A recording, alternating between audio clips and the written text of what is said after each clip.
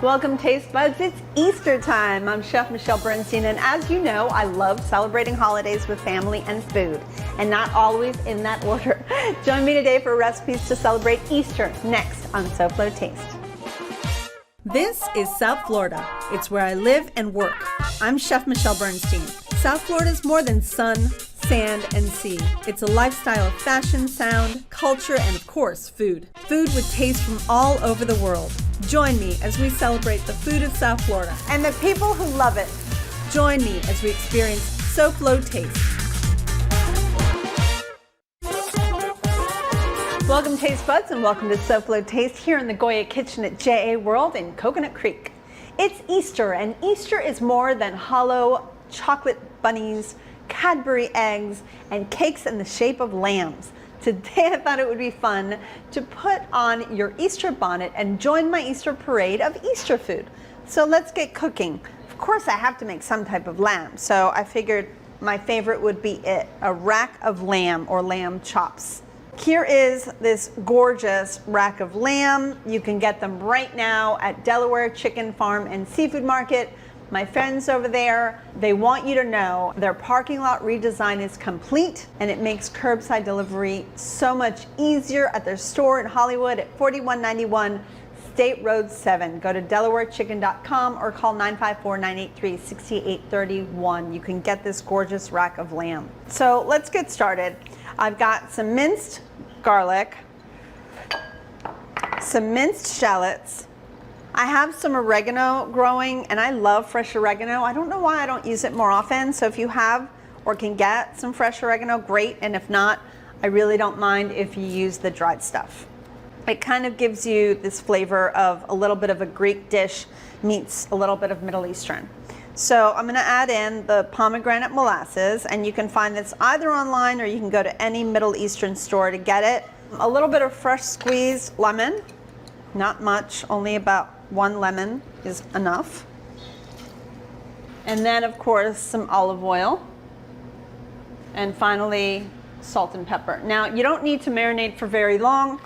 I would say a couple hours is perfectly fine. If you want to go overnight, it's okay too, but you don't need to. So let's mix this up. And as you see, I've already gotten ready for Easter.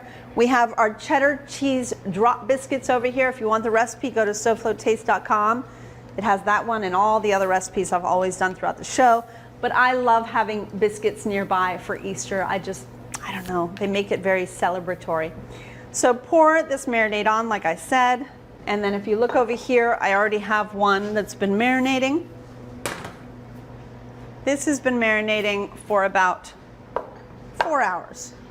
So I'm going to go ahead and sear it, and in the same pan that I'm searing it, I will put that into an oven. So make sure whatever pan you use, it is an oven ready pan. We are going rather high. We're going up to a home oven, 450 degrees.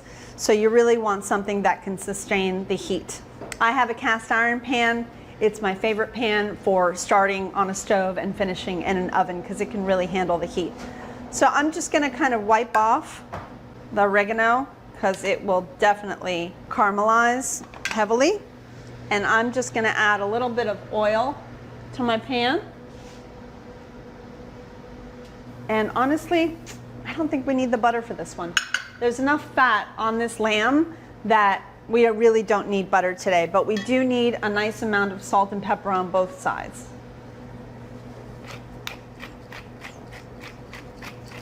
You really want to season that lamb well because there's no other way to season it.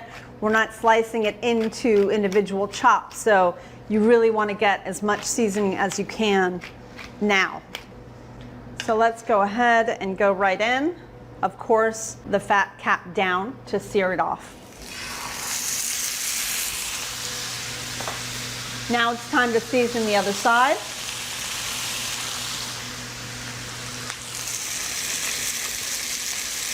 And I'm going to leave that in this pan rendering all that fat for a good 8 to 10 minutes. I'll flip it over and I'm going to go into that 450 degree oven.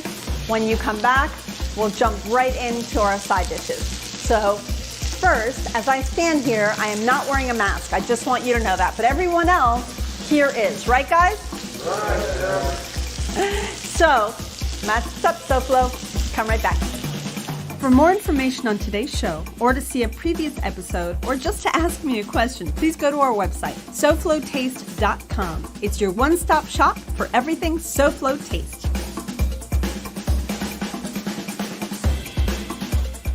SoFlo Taste will return right after this.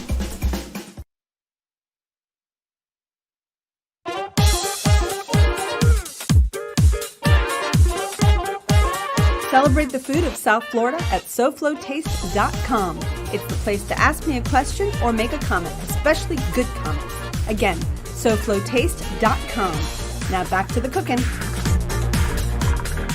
Welcome back to SoFlo Taste. Now you know all of my recipes are always available on the SoFlo Taste webpage. By now, you know what this is. It's a QRC. Just point your phone's camera at this quick response code. It will then take you directly to the SoFlo Taste recipe page. Easy. Now back to my celebration of Easter. The smell of lamb in this kitchen is delicious. I'm so excited. Just so you know, I'm waiting till it gets to about 125 to 130 degrees, and that will be a perfect mid-rare as far as I'm concerned. So I have my thermometer ready. So let's go ahead and start the rice pilaf, which is one of my favorite things, but it's not rice pilaf, it's actually just pilaf. I'm just gonna do the pilaf part of this. So you need a nice amount of oil and fat because you really wanna toast the pilaf. Nobody ever toasts their pilaf enough. So I'm gonna put some fat in that pan, let that butter, that foam just kind of stop foaming a little bit. I'm going in. So you want to coat the whole bottom of the pan with pilaf. I know it's a little strange to see it being cooked in kind of like a fry pan instead of a pot, but this is how I like it. I actually like to cook it more like a risotto than a pasta. And I really, like I said, I really want to get a really good color, because if I get a good color, it's going to be delicious no matter what I add to it. If I don't get the right color on it, it's never going to be right. So this is, to me, the most essential, most important part of cooking anything like a small pasta, right? Like a pilaf or an Israeli couscous would be the same way. So if you're comfortable flipping, great. If not, just keep stirring. About half of it is toasted while the other half is not. You see the color all the way around that it's turning? That golden dark color, that's where we want the whole thing to be, of course, without it burning. So you have to keep mixing, keep flipping, and keep going until you really get it darker. There you go. You see all that dark? That's delicious. That's what we want. But we want it to be everywhere. So we're going to keep on going. We're going to be very patient until it gets there. All right. So we are really achieving beautiful color. At this point, we're almost there. I'm going to add some minced onions. They can be shallots, some garlic. This is all for fun. You don't have to add it in. It's up to you. My son loves it when I put the onions. He has no idea that they're in there, but he, for some reason, likes it even better. All right. So just before this starts to burn, I'm going to add the liquid. I'm adding chicken broth.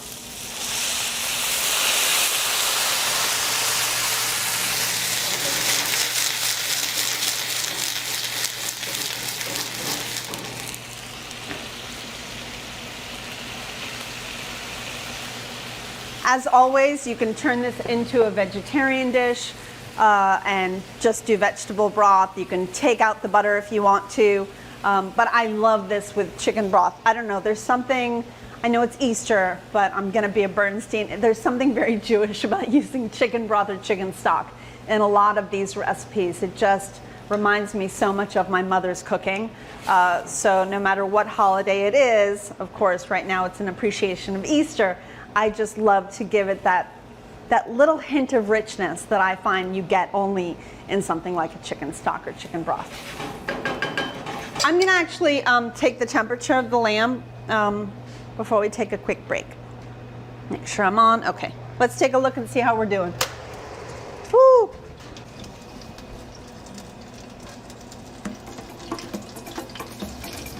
so we have a little bit to go. I'm gonna go ahead and take a little break and let our orzo cook. Just so you know, we're gonna finish that beautiful orzo with nuts and all kinds of herbs, so don't go away. And I have a delicious vegetable dish I think will be good for the whole family. Come right back. To get a taste of what we made on today's show, at least two-dimensionally, go to SoFloTaste.com. It's the be-all, end-all of SoFlo Taste.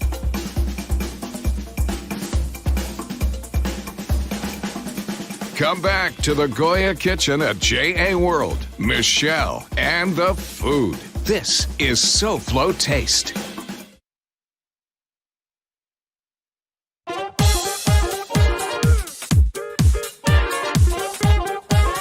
Celebrate the food of South Florida at SoFloTaste.com. It's the place to ask me a question or make a comment, especially good comments. Again, SoFloTaste.com. Now back to the cooking. Welcome back to SoFlo Taste. As we always are, we're here at Coconut Creek's J.A. World, a great place for our children. For more information on what Junior Achievement does, go to jasouthflorida.org or call 954-979-7100. Now back to the food. Our rack of lamb seems to be ready. Let's pull that out.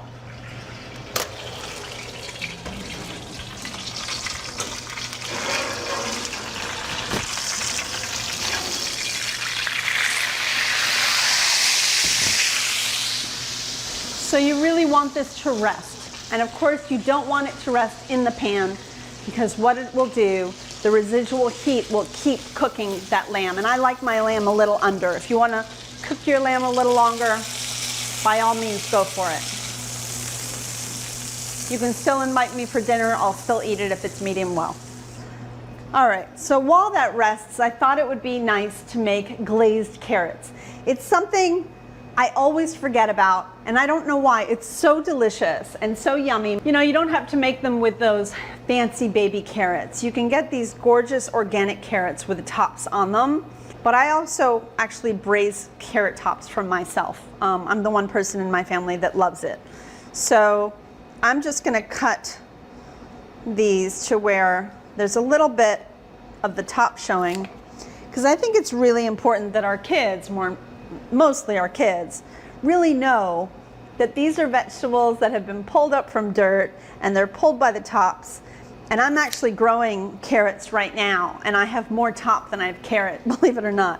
So I eat a lot of those tops, and they're delicious. And I don't know, it's just so healthy and fun. And carrots are such a big part of Easter. All right, so I'm going to go ahead and heat a pan pretty high. And we're going to start out with some oil, and as always, a little bit of butter. By the way, the pilaf is smelling delicious. Now, I called it orzo before we went away on a commercial break because it is orzo.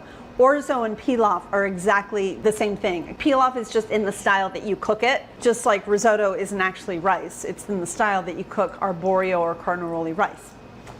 But this is almost done. Oh, I want everyone to see how beautiful this is. Let's add chives, a little bit of fresh dill, some fresh chopped tarragon and parsley, and sliced almonds, and finally some lemon zest. And I'm going to just season that with salt and pepper.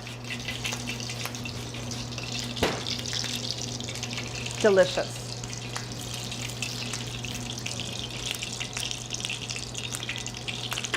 If you want to add a little more butter, you can. It's up to you, kind of in the style of risotto. Let's go ahead and add our carrots to that very hot butter and oil. Let's see how many fit comfortably. I think one more. You don't want to overdo your pan, right? So you can always throw another pan on the stove or do these later, or like me, I nosh on carrots and salt all day long as I'm cooking. So you want to sear it, and as it sears, I'm going to add some fun spices. So I have fennel seed, and I love the seeds whole because I think it's just delicious when you find them as you're eating. some caraway seed, which is the same thing as rye, and some mustard seed. Let's peel the lamb. I'm going to give that just another 2 minutes before I slice it. Let's come back to the carrot. And I really wanted to kind of flip them over so they get seared on both sides.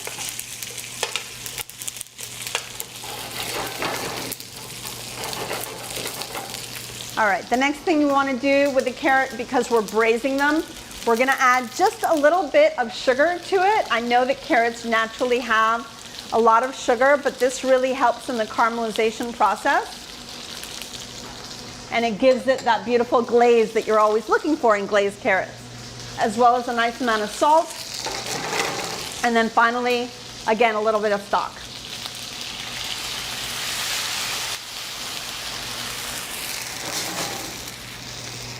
All right, we're going to let those really come to a boil. We want it to boil vigorously. So the next thing we're going to do, we're going to serve our pilaf and cut our lamb. So for the pilaf, I'm going to go ahead and I just feel like it needs one more little tiny tablespoon or half a tablespoon even of butter, just to keep it really shiny, because it's just going to be the most beautiful presentation. So let's go ahead and serve that. We've made quite the feast for this Easter. I'm very excited.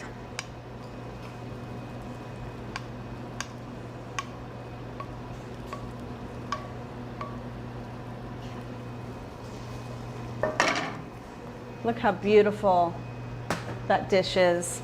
And if you wanted to add rice and make it a rice pilaf, you can, of course.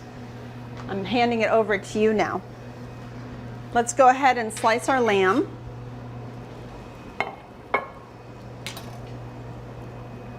So obviously we've let it rest, and a lot of the drippings are now on our cutting board. Use a nice sharp knife and just follow the line. So this is pretty much my happy place. This is a medium rare, and you can cut it into double chops like so, which is really my husband's favorite, so I'll do that. Or of course, single chops, it's up to you. This has 3 bones, so I'll just cut it into a double chop. And then of course, I eat this in the kitchen as I'm working, because you know, the chef has to have a little something for a little prize, right, for all the work that I've done. So I'm gonna go ahead and cut around this bone.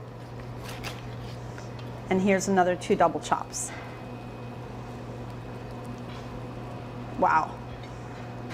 Talk about beautiful. That is just really, I'm not patting myself on the back, but that is a perfect medium rare if I've ever seen one. All right, come right back. I'm gonna finish this gorgeous Easter dinner with these carrots. Let's see how they turn out. Don't go away for too long.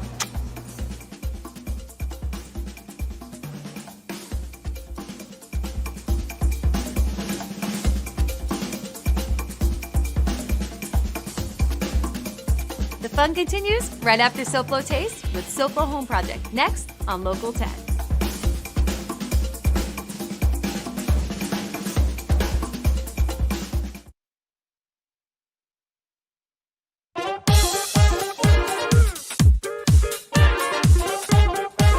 Celebrate the food of South Florida at SoFloTaste.com. It's the place to ask me a question or make a comment, especially good comments. Again, SoFloTaste.com. Now back to the cooking. Welcome back to my Easter show. So I have some of the tops from those carrots. I'm just going to put them on the carrots in the pan so that the tops kind of warm through a little bit as I serve them. Kind of mix them into the spices and let them just kind of soften as they warm through. Then we'll put them on a plate. I think we've done good today. We've got really a beautiful meal that I think your whole family would enjoy. Just delicious. Okay. Look at these gorgeous glazed carrots with all these delicious spices, and of course some of their tops as it should be. Yum! So good. There you see how beautiful that is. I hope I've given you an entire Easter basket of Easter food ideas. Please give these recipes a try to celebrate with your family. Next week, I'm excited to give you not folklore, but yolk lore. I'm all about the incredible edible egg. Do you know how to make the perfect soft-boiled egg, medium-boiled egg, and hard-boiled egg? I'll teach you all that and more next time here on SoFlo Taste. Now let's check in with the talented and beautiful Elena Capra from the SoFlo Home Project. Morning, Elena. What are you up to today? Hi, Michelle. Good morning. So you, more than anyone, know how important great design and function is for the kitchen. Coming up on SoFlo Home Project, we share some great tips and creative solutions on designing kitchens, baths, and more. Nice. Thank you, Elena. We'll all be watching.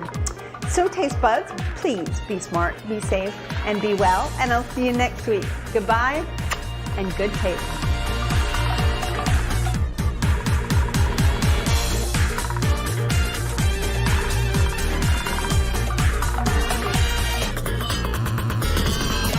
Hippity hop.